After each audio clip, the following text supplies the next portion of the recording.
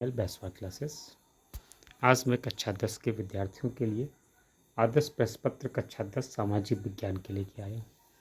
इस सामाजिक विज्ञान के पेपर का समय 3 घंटे 15 मिनट है। पूर्णांक 70 अंक का है। सामान्य निर्देश पढ़ना है। सभी प्रश्न अनिवार्य हैं। प्रारंभ के 15 मिनट सभी बच्चों को प्रश्न पत्र पढ़ने के लिए निर्धारित है। प्रश्न पत्र ये 2 खंडों में है, आ और बा में विभाजित है।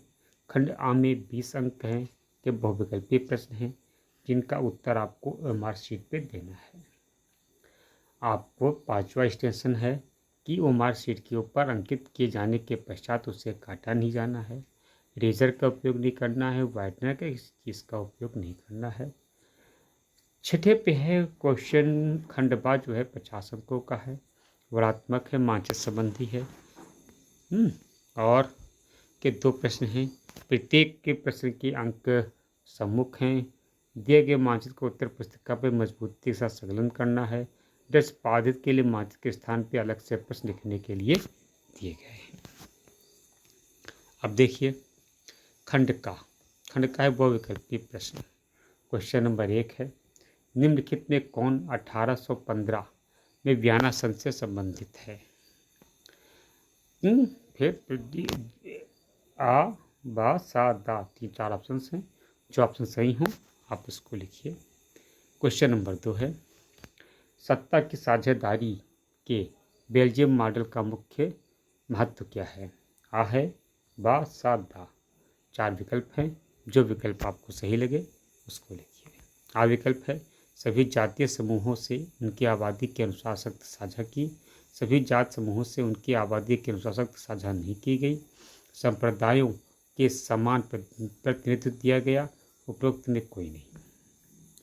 अब क्वेश्चन नंबर है 3, 1928 से 1934 के बीच भारत में गेहूं की कीमत 50% तक क्यों गिर गई? बाढ़ के कारण, सूखे के कारण, महामंदी के कारण। उपरोक्त में कोई नहीं।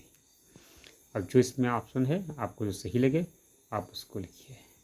चौथा है, ब्रेड्स वुड्स नामक संस्थान निम्नलिखित में कहाँ है? America, Europe, Africa. इसमें से कोई नहीं। जो आपको है आप लिखिए। क्वेश्चन नंबर 5 है, निम्नलिखित में कौन सा लक्षण संघीय सरकार से संबंधित नहीं है?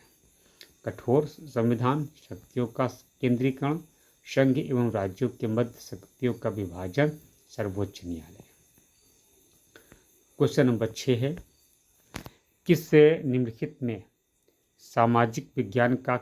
सामाजिक विभाजन का क्या कारण है? धर्म, भाषा, आ, बा दोनों। इस उपरोक्त में कोई नहीं। क्वेश्चन नंबर 7 है, यदि हम लैंगिक विभाजन की बात करते हैं तो उसका क्या अर्थ है? समाज में स्त्री पुरुष की असमान भूमिका, स्त्री पुरुष के मध्य जैविक के भिन्नता, बालक बालिकाओं की संख्या में अमानता। उपरोक्त में कोई नहीं। आप बासादा जो ऑप्शन सही है आप उसको तुरंत लगाएं विकल्प और मार्कशीट के ऊपर। क्वेश्चन नंबर 8 है, राष्ट्रवाद का उदय सर्वप्रथम किस देश में हुआ? जर्मनी में हुआ, फ्रांस में हुआ, इटली में, ब्रिटेन में। जहाँ हुआ तुरंत आप लिखिए। क्वेश्चन नंबर 9 है, ड्यूक मैटरनिख ने हमारी सामाजिक व्यवस्था का सबसे खतरनाक दुश्मन किसको माना? रूसो को माना, विक्टर एनिमल को माना, कार्विन को माना, ज्यूसेपी मेस्नी को माना। क्वेश्चन नंबर 10 है, लोकतांत्रिक शासन व्यवस्था अन्य व्यवस्थाओं से अच्छी है क्योंकि यह पहली बात है नागरिकों में समानता को बढ़ावा देती है, व्यक्ति की गरिमा को बढ़ावा देती है। आबा दोनों। उपरोक्त में कोई नहीं। फिर मृदा किस प्रकार संरक्षण करती है? अगला क्वेश्चन है कि मृदा किस प्रकार संरक्षण करती। अगला क्वेश्चन है, मृदा किस प्रकार संरक्षण करती है? अगला क्वेश्चन देखिए, मृदा किस प्रकार प्राकृतिक संसाधन है? नवीकरण योग्य संसाधन, अनवीकरण योग्य संसाधन, जैव संसाधन, संभावित संसाधन। क्वेश्चन नंबर 12 है कि निम्नलिखित में से पंजाब में भूमि संकुलन का मुख्य कारण? गहन खेती, अधिक सिंचाई, वनोन्मूलन, अधिक पशुचारण। क्वेश्चन नंबर 13, भारत के किस राज्य में शिशु दर निम्न स्तर पर है, केरल, बिहार, पंजाब, हरियाणा।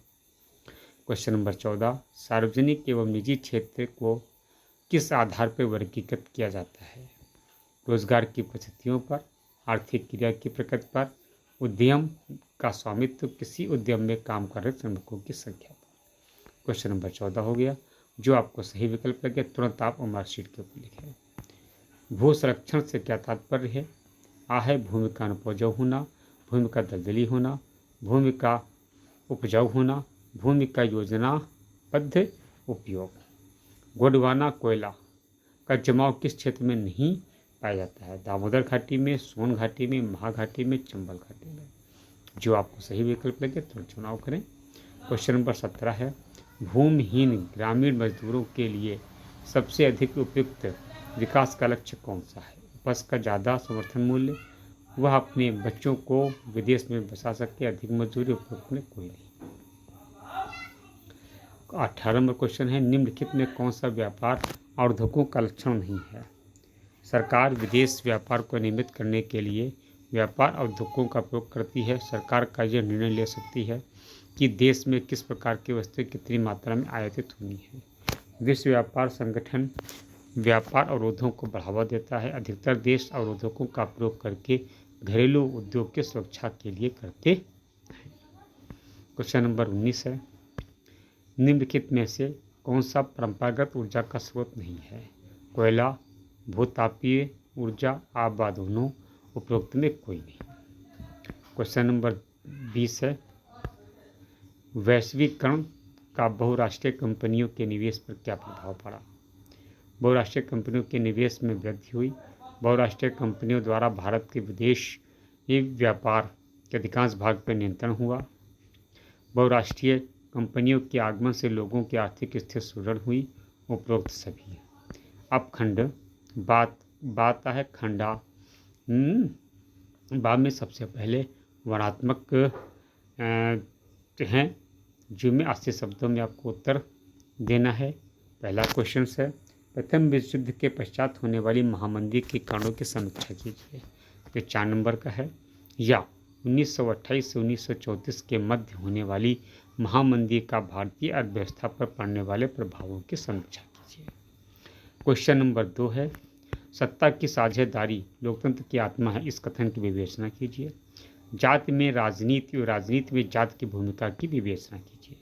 दो में से कोई भी क्या अथवा में है। क्वेश्चन नंबर 3 है, आर्थिक विकास के लिए ऊर्जा का आधारभूत आवश्यकता है, इस कथन के परिप्रेक्ष्य में ऊर्जा संरक्षण हेतु अपनाए जाने वाले उपायों पर अपना मत स्पष्ट कीजिए। या अथवा परिवहन तथा संचार के साधन किसी देश की जीवन रेखा तथा अर्थव्यवस्था क्यों कहे जाते हैं? तर्क से उत्तर दीजिए। क्वेश्चन नंबर 4 है, बहुराष्ट्रीय कंपनियां अपने उत्पाद की उत्पादन लागत कम बनाए रखने के लिए किस प्रकार का प्रबंधन करती हैं, विवेचना कीजिए। या अच्छे बाजार के प्रमुख लक्षणों की संक्षेप में विवेचना कीजिए। अथवा में से एक है, ये 150 शब्दों में लिखना है। क्वेश्चन नंबर 5 है, महात्मा गांधी द्वारा चलाए जाने वाले असहयोग आंदोलन के क्या कारण थे, इसे उन्हें क्यों स्थगित कर दिया?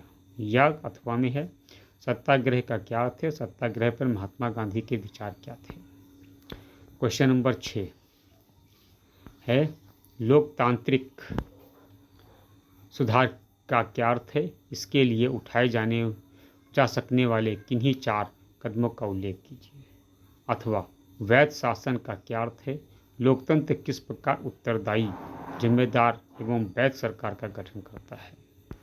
अब क्वेश्चन नंबर 7 है, वैश्वीकरण का क्या अर्थ है, वैश्वीकरण का कृषि पर पड़ने वाले प्रभावों का वर्णन कीजिए।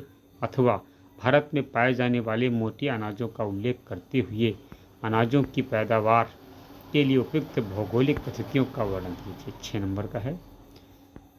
आगे देखिए, क्वेश्चन नंबर 8 है, असंगठित क्षेत्र के श्रमिक सामाजिक भेदभाव के भी शिकार हैं, क्या आप इस कथन से सहमत है? कारण सहित उत्तर दीजिए। अगर ये नहीं तो अथवा में है, मानव विकास सूचांक क्या है, मानव विकास सूचांक क्या है? मानव विकास सूचांक क्या है और आपको बताना है। मानव विकास सूचांक अभी बता रहे आपको। परिवहन के अर्थव्यवस्था का कहते हैं। सत्ता की साझेदारी,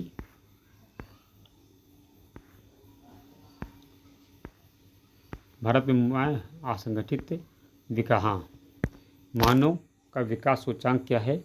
मानव विकास नापने वाले मूलभूत अवयव का वर्णन कीजिए। या फिर मानचित्र संबंधी प्रश्न है।